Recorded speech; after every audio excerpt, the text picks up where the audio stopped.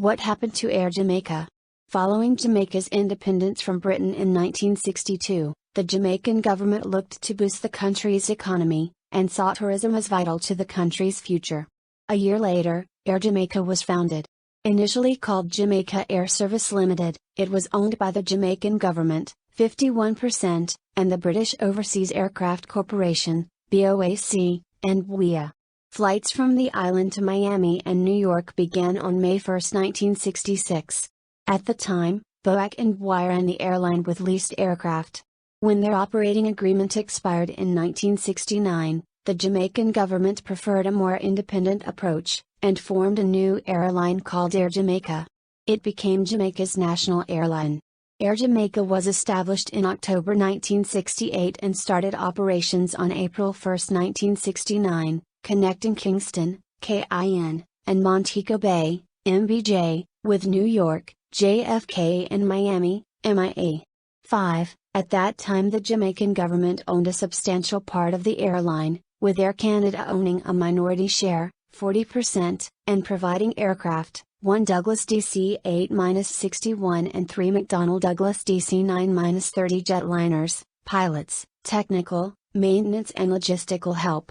During the 1970s Air Jamaica expanded rapidly.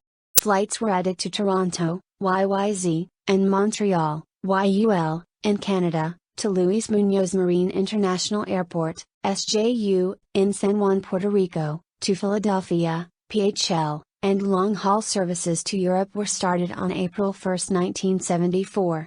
Air Jamaica leased a Boeing 747-100 from Aer Lingus in the early 1980s. In 1983 Air Jamaica was operating non-stop Boeing 747-100 jumbo jet service between Kingston and London Heathrow Airport, LHR, with this flight continuing on from London to Frankfurt, Germany, FRA, and was also flying non-stop Airbus A300 service between Kingston and John F. Kennedy International Airport, JFK, in New York City. In 1989 the Jamaican government announced plans for the privatization of the airline, which had been fully state-owned since Air Canada divested its 40% shareholding in 1980.